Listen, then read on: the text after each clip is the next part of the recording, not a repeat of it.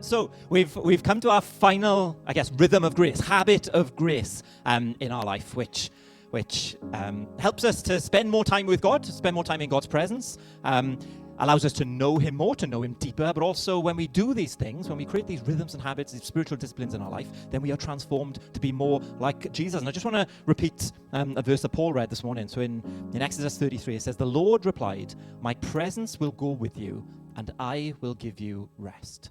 It is being in the presence of the Lord that enables us to rest properly.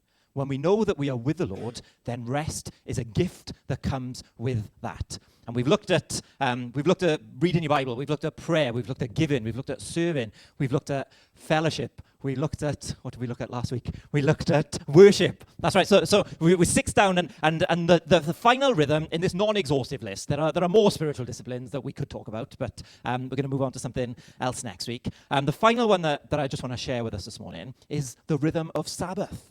Rest. When we're in God's presence, He gives us rest. This rhythm of rest. And I struggle with this, to be honest. I think I've said that I struggle with all of them so far. So I'm not a great example. But I struggle with this not because I haven't got enough time. Because, to be honest, we've all got enough time to do all the things that we need to do in a week. I struggle because I'm really bad at managing my time.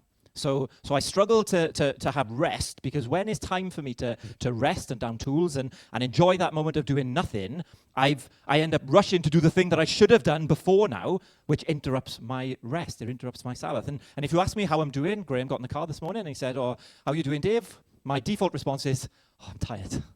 Oh, I'm busy. I'm tired." And you could, like, I don't know if you're like me, but sometimes we wear that like a badge of honor, don't we? That being tired and being busy, according to the world standards, is a good thing now. Like it's seen as lazy to be fully rested. But the reality is we haven't been created, we haven't been designed to be worn out all the time. That's not the idea when God created the earth. The model of creation, God's design for the world and for us and for you and me, is to set aside dedicated time to rest, to worship, and delight in the Lord. That's what the idea of Sabbath is. And we go right to the very start of the book, chapter 2. God is creating everything. He's bringing everything into existence. And Genesis 2 says that on the seventh day, God finished His work that He had done, and He rested on the seventh day from all His work. So God blessed the seventh day and made it holy, because on it God rested from all the work that He had done in creation. Now, God didn't get tired. Okay, God didn't rest because He was worn out from all the creating that He was doing. He didn't put the stars in the sky and all the animals on the earth and then be like, "Oh, I really need a cup of tea. Like, I really need a break from this." Like, the idea isn't that God is tired so needs a break. In fact, Isaiah 40 verse 28 says, "The Lord is the everlasting God, the creator of the ends of the earth. He does not faint or grow weary." So God didn't rest on the seventh day because He was physically tired and He needed a break. But I think God rested on the seventh day to establish a pattern for us. Like, He was teaching us that from the very beginning, the rest is part of His design for us. Part of us, humankind, to be the best that we can be. We need that rest. He said in the pattern that it's best for us to take that time out and rest. And God didn't just rest, He blessed the Sabbath. He made it holy. He set it apart. He declared that sacred. And this is all before sin entered the world. So this is before the law was given to Moses at Sinai. This is before Israel existed as a nation, that God instituted this idea of a Sabbath, of rest on the seventh day, which means that Sabbath is for all people. Like, the idea of rest isn't just for believers or religious folk or people who are quite strict in following what the Bible says. It's woven into the existence of every human being. The rhythm of everybody means we all need that rest. This week has been half term, okay? Which means that the teachers and students all get a week off. And they have 2 days off every week anyway. Yeah? Like, the pattern is, I'm not going with the pattern, but we often have weekends off. So we work 5 days and then we have 2 days off. That's the normal pattern. But every now and again, we have a half term where we have a week off, or we have an end of term break where there's 2 weeks, because it is a pattern. It's been proven that extended breaks every 6 to 8 weeks are needed in order for students and teachers to thrive in the environment that they're in. Sometimes we need to take that extended period of rest in work. If I don't take a lunch break, then time will be taken off my timesheet. And the idea behind that is you need to take a break every day, or you're going to suffer. We've got like a minimum number of days off that we have to have throughout the year. There's working directives that the European Union have set to say you cannot work over a certain number of hours a week. It is a known fact that we as creatures need rest. So it's a pattern that's been set from the very beginning of creation. That's for everybody. But it's not just a pattern that the Lord sets, it's also a command. So let's go to Mount Sinai. Let's go to when the 10 Commandments were given to Moses. And this command is, in fact, the longest command of the 10. It says in Exodus 20, remember the Sabbath day to keep it holy. 6 days you shall labor and do all your work, but the seventh day is a Sabbath to the Lord your God. On it you shall not do any work, you or your son or your daughter, your male servant or your female servant or your livestock or the sojourner who is within your gates. For in 6 days the Lord made the heaven and earth and sea and all that is in them, and rested on the seventh day. Therefore the Lord blessed the Sabbath and made it holy. Now this command starts with the word remember. We're told to remember the Sabbath. Why are we told to do that? I think because it's easy to forget, isn't it? It's easy for us to forget to set aside time for ourselves, set aside time for us to not be doing stuff, to set aside time to spend with the Lord. And we allow things to creep in because often there's no other time in the week to do it. You know, this extra day that we've got, this seventh day, we tend to fill it with the stuff that we didn't get round to doing in the first 6 days. And we neglect the Sabbath, often because we don't fully understand why it's so important, not just physically, but spiritually for us. Remember, God commanded rest because he knows that we need it. So why is Sabbath so important? Why is taking this time out to rest from our work, but also to spend time in God's presence? Well, Sabbath is an act of worship.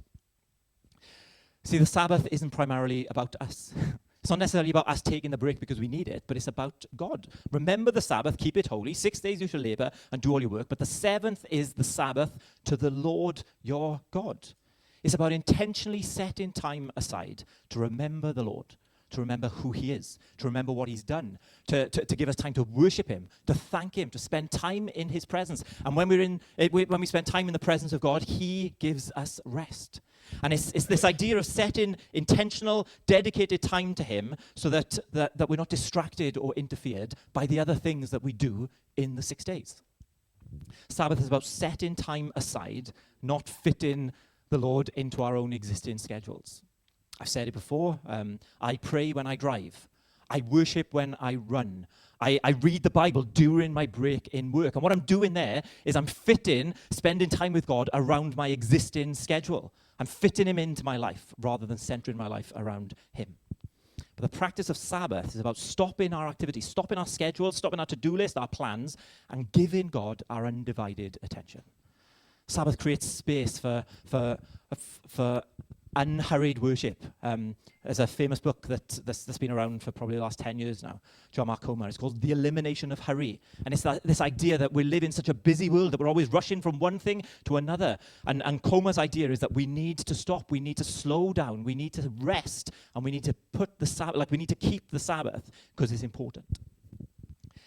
When we have this undistracted time with the Lord, it means that we can worship him deeper. It means that we can spend time and go deeper in his word. We can pray for longer than just fitting in, a couple of minute prayers when I'm driving. It means that we can actually spend time deepening and developing our relationship with the Lord.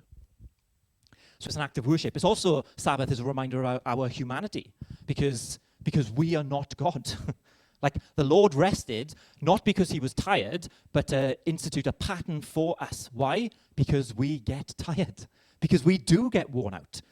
We need sleep. We have limitations. We need rest. We need time to recuperate and to recover. That God is infinite. God is all-powerful. God doesn't tire, doesn't get weary, doesn't sleep. He is the sustenance of life, and we are not.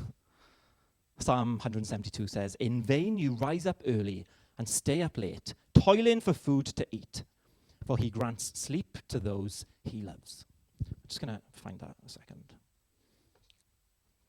Because as a parent, this chapter hit me. Because I often say I'm tired because of my kids. I often blame my kids for being tired. Anyone else do that? Yes, their fault. They don't sleep. They're busy. They're on the go all the time. But Psalm 27 says, unless the Lord builds his house, the builders labor in vain. Unless the Lord watches over the city, the guards stand in vain and watch. In vain you rise early and stay up late, toiling for food to eat, for he grants sleep to those he loves. Okay, so there's this idea of us getting up early to work all day, to come back late, to be tired because we're trying to earn our food, we're trying to earn our keep, we're trying to make a living. But then it goes on to say, this is verse 3, children are a heritage from the Lord, offspring a reward from him. Which hit me when I was reading this, because I shouldn't be blaming my kids for me being tired, because they are a gift. They are joy. Like they are, and I think it's intentional that these two things are linked. So I'm going to try and stop blaming my children for my tiredness, because they children are a heritage from the Lord, offspring a reward from him. That's not on my notes, but I just wanted to share with the other parents and grandparents. Let's not blame our children or our grandchildren for our inability to rest properly. Anyway, it says that God gives rest to those he loves. Refusing rest is refusing a gift from the Lord. Don't let pride or don't let the busyness of life prevent you from Sabbath, prevent you from having that dedicated rest and time for the Lord. We are mere mortals, not God, so take that rest. Sabbath also helps us keep our priorities straight.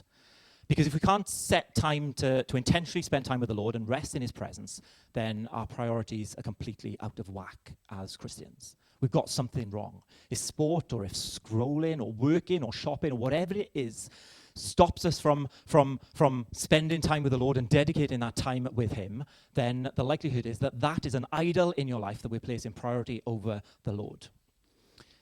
And when we spend time to check to see what we're doing instead of spending time with him, then that's a good opportunity to ask, does this thing have control over my life, or do I have control over it? And after that check, Sabbath is just an invitation to come back to the Lord. It's just an invitation to come and rest in him.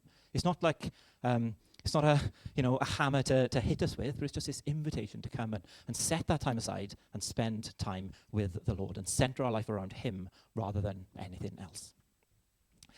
Sabbath is also an act of trust. Because when you stop working for a full day, or when you give up your plans or your whatever you've got on that day, you're declaring that your security doesn't come from what you do. It doesn't come from what plans you have. But you're saying, God, you can keep the world running without me working for 24 hours. We're saying, God, I know you're in control, so I'm giving this up to you. The world won't collapse if you rest. There's been so many times in work where I've had people who are they're about to go on annual leave, they're about to enjoy a holiday, they're about to go away, and they're stressing out these last couple of days because they've got such a big to-do list, and they're like, I need to do this. And the reality is, if they left and nothing was done, the world would keep turning. They would come back after 2 weeks on holiday and the work would still be there, or somebody else would have done it. The idea that we can't take a break is nonsense. It's slightly different if you're looking after sick children. Then that is a priority. But the vast majority, if I don't process this form, then what's going to happen? Someone else is going to do it. It's going to end up in somebody's work queue, or the work will still be there when I come back. The world keeps turning. It doesn't collapse if you rest. And when we take that time away, we're saying, Lord, I trust you. We're saying, Lord, I know that you are in control of everything. Exodus 16 tells the story of God providing manna to Israel in the wilderness. So they walk in, they've got nothing, and the Lord is giving them food. The Lord is sustaining them. 6 days a week, it says they gathered it fresh every morning. And on the sixth day, it says that God provided a double portion so that they wouldn't have to go out on the seventh, on the Sabbath, to gather it. But some people didn't trust that. So on the Sabbath, on the seventh, they went out looking for food. And what did they find? They didn't find anything because God was teaching them to trust in him. God is saying, I will provide everything you need. I will provide what you need and also give you the ability to have that rest. So when we practice Sabbath, when we practice that idea of setting aside to dedicating time to the Lord, what we're doing is we're practicing our trust in him. He's saying, I believe that God will provide. I believe that God values, my value comes from being a child of his, not from my achievements. I believe that rest isn't wasted time, but it's beneficial to us because we're spending time with the Lord. The Sabbath isn't just part of the creation order. It's not just a practice that God instituted right from the very start. It's not just a commandment that we have in the Ten Commandments, but it's also an invitation to deeper relationship with Jesus. In Matthew 11, Jesus makes this incredible invitation to us all. He says, come to me, all who labor, all who are heavy laden, and I will give you rest. Take my yoke upon you. Learn from me, for I am gentle and lowly in heart, and you will find rest for your souls. For my yoke is easy, and my burden is light. Jesus offers rest for our souls. This is deeper than just physical rest. This is spiritual rest. This is rest from the burden of trying to earn God's approval through religious performance or through work or through the stuff that we do. It's rest from anxiety, wondering if you're good enough or if you're saved enough or whatever. It's rest from doing it all yourself. Hebrews 4 says, so then there remains a Sabbath rest for the people of God. For whoever has entered God's rest has also rested from his works, as God did from his. So what works have we rested from? The works of trying to save ourselves. There's nothing that we can do to earn God's salvation. There's nothing that we can't be good enough. We can't do enough. We can't knock on enough doors and convert enough people. It doesn't work like that. That is work for ourselves. It just tires you out spiritually and physically. So how can we rest? Well, we can rest knowing that Jesus has done the work for us. The finished work is the finished work on the cross. When Jesus declared it is finished, that's what he meant. He's like, I have done the work for you. So we are able to rest in the completed work of Christ. Which means, in some ways, for Christians, every day is a Sabbath. And because we're always resting in Christ's finished work. There's nothing we can do on any day of the week to earn anything ourselves.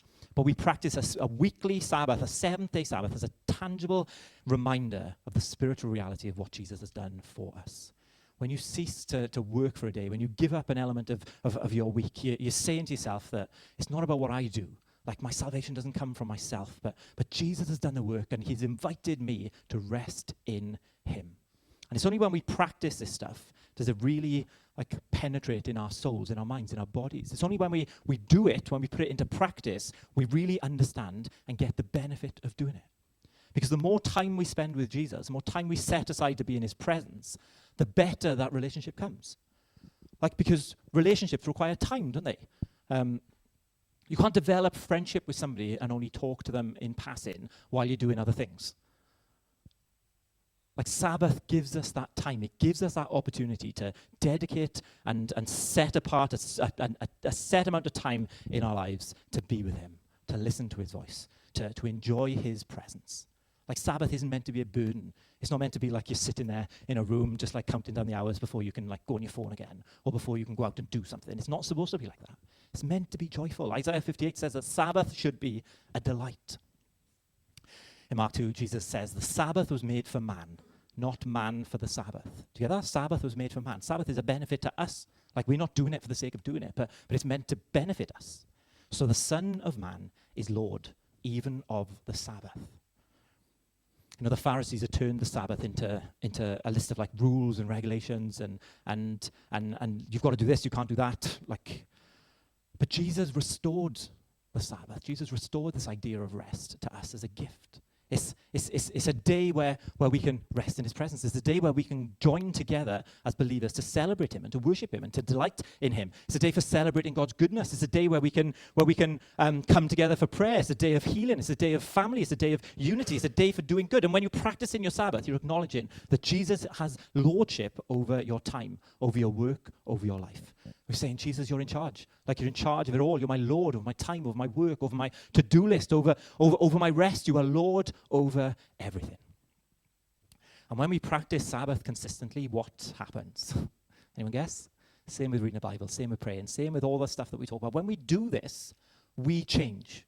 We are changed by doing it. Sabbath transforms us. Psalm 23 talks about God making us lie down in green pastures, leading us beside still waters, because Sabbath restores our soul. That's what it does. It replenishes what 6 days of work depletes.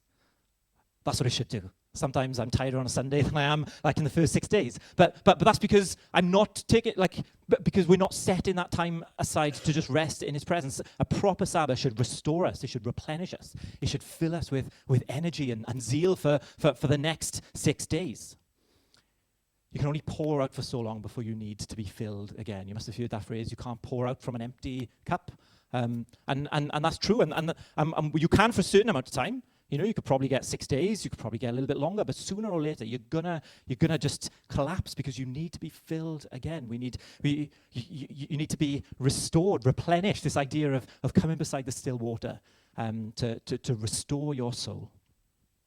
You know, when we do that, you have more energy, you've got more productivity, you've got more patience, you've got more joy as a result. You know, rest isn't wasted time. It's an investment that makes you more effective in everything else you do. Sabbath also increases our capacity for gratitude, because when we take time out, when we're not distracted by what we're doing, the busyness of life, when we slow down, we get to actually look and see with our eyes and enjoy what the Lord has created. We appreciate the meal that often I'm just rushing through to clean up and to do other things. You notice the beauty of creation when you're walking around the park. I'm not just doing it to get my steps in, being like, right, I need to get to 10,000 now. But you stop, you slow down, and you enjoy what the Lord has created. First Thessalonians 5 says that we are to give thanks in all circumstances. And the idea of taking time out, spending it with the Lord, allows us to be more grateful for what we see. Sabbath also makes us more present, because I'm getting worse and worse at this. I just want to be distracted all the time. Like, this idea of being on your own with your own thoughts is a dangerous thing, and we want to distract ourselves all the time, and these things do not help. But I often find that I'm physically in one place, but mentally in another place. I don't know if that's just me, but I'm present, but I'm not really present. I'm physically there, but my mind is somewhere else.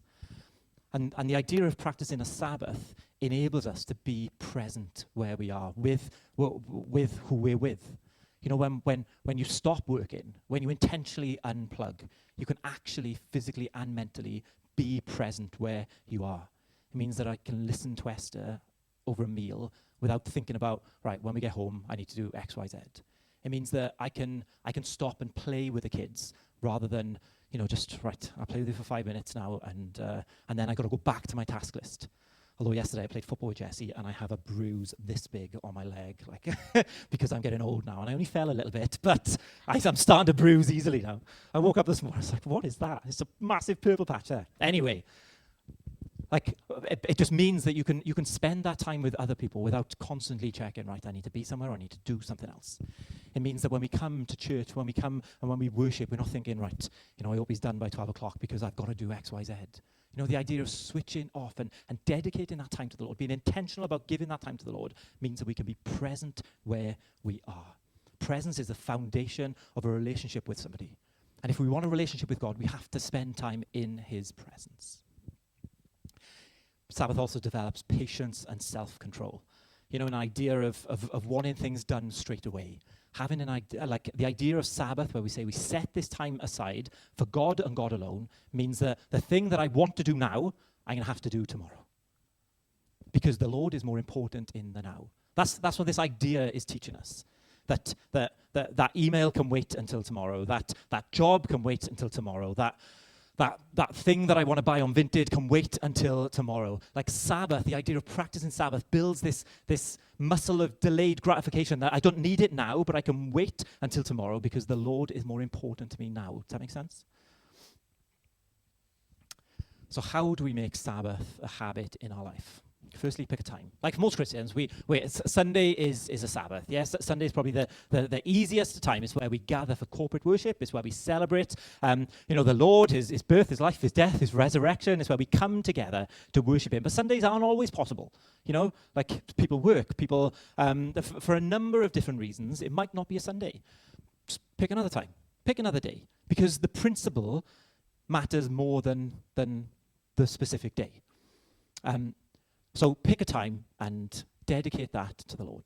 And I think sometimes, often with these habits, I think we said about resolutions, didn't we? That we go all in too soon sometimes. You know, I'm going to go from, right, I'm not going to the gym to, right, I'm going to the gym 6 days a week. Like, it's never going to happen. You might be able to do that for a couple of weeks, but soon you're going to burn out. So if you go from never reading your Bible to, right, I'm going to read the whole Bible in a week, it's not going to happen. You're going to fail. And the same with all of them. So the idea of creating a habit in your life is doing something that is sustainable for you, something that is able to take hold of your life, so it's a long-term habit. So if you're not used to giving up 24 hours, giving a whole day to the Lord, then start smaller and then grow. I don't want any of what I said over the last 7-8 weeks to almost be a burden to us, because, like I said, Sabbath is meant to be a joy. We're meant to delight in spending time with the Lord. So if that's a couple of hours where you're like, right, I'm giving up my phone, I'm giving up my whatever it is that's taking up your time, start small and then increase it, because spending time in the presence of the Lord will give you more benefit than scrolling Facebook or watching sport or whatever it is. So pick a time, stick to it, do it. Work out what rest means for you. Because generally Sabbath means resting from work, like paid employment often. It can mean resting from DIY or doing things in the house, which is hard because we're working Monday to Friday. Saturday is, a day with the kids often, and Sunday is like, right, I'm going to do some of the jobs that I haven't been able to do in the week. But again, it's this idea of priorities. The Lord is more important in our life. Now, you can worship through work. Like we said that last week. That can be an act of worship. But there also needs to be an idea of resting and taking a break from what's going to distract you. It could mean ceasing from shopping. I remember being shocked when I was up in Scotland, and it was in the evening after church, and my friend, he was like, I'm just going to pop the Morrisons. And I was like, 6 o'clock? What do you mean Morrisons is shut? And he's like, what do you mean? Why would the shop be shut on a Sunday? I was like, well, they're open 10 till 4 in Wales. And he's like, no, we're open all the time in Scotland. And it shocked me because even though you can go shopping on a Sunday here, like it's limited, isn't it? It's restricted. And this idea of Sabbath, it could be, well, we just stop from what we normally do during the week. It's an idea of giving up something for the Lord. Screens, man, I'm trying to like reduce my screen intake. Jesse said to us in the week, Dad, I think I'm addicted to my screen. And it's like, it's a dangerous thing now, because it distracts us from it. Like whatever I'm doing, I'm almost like, right, I need background noise, stick your phone in, or I need to double check. I'm reading something in the Bible, I'm like, I need to check what that is. And then you have a look on your phone, and sooner, like, I'm just down a rabbit hole, it's gone. So for me, a Sabbath, I'm going to try and decrease my screen time. And we replace those stuff. We replace our normal, what we normally do every day, with something else. Gathering corporately to worship the Lord. Spending time personally praying or worshiping. Like having meals with family or friends. Dedicating that time to build those relationships with others as well. Go for a walk up a country park. Go by a stream that restores your soul. Paint, or, I don't know, do a jigsaw. Or not in Alan's case, because...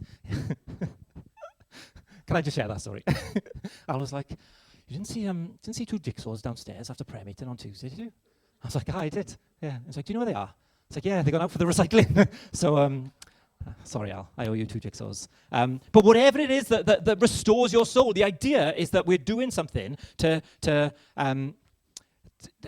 pleasure, to enable us to rest. And the Lord gives us hobbies. The Lord gives us interests so that we can enjoy those. Do something that doesn't feel like work, but is an act of service. That may mean cooking for somebody, or taking somebody to an appointment, or whatever you do, but do it in love and do it for the Lord.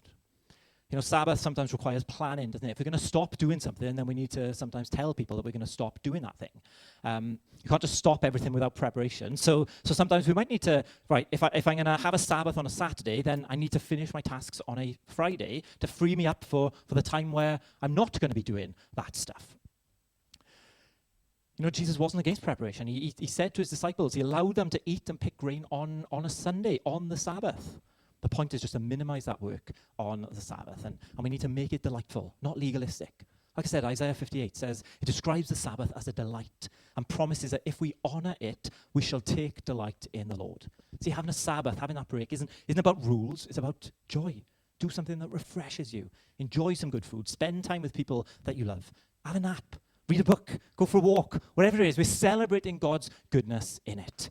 Jesus criticized the Pharisees for making Sabbath burdensome, so don't do the same. Like, do it with an attitude of freedom, because that's what we have. Ask, does it draw me closer to God, or is it distracting me from him? And be consistent but gracious. Like I said, sometimes we're not, like Sundays, some things come up. Like sometimes life is full of interruptions, isn't it? Like whatever we plan doesn't always come to pass. And that's okay. is just this idea of keeping it a rhythm, keeping it a habit, keeping it sustainable. It's not about being perfect all the time, because we're never going to do that. And if we aspire to be perfect and we fail, then it's going to knock us back. But just commit to resuming that pattern of rest and spending time with the Lord, and make it that sustainable rhythm in your life. Something else that I think I need to do is Sabbath as a family sometimes. Because, like, Emma especially, she's always like, have you got more work to do, Dad? So, like, I'll pick them up from school and I'll come home, and often I'll just go straight upstairs. You know, they can do what they want downstairs because I've got stuff to do. I'm busy. And that, it's not teaching them great, is it? That Dad's always working, Dad's always busy, Dad's always doing something. And Dad, in some ways, is putting priority over them.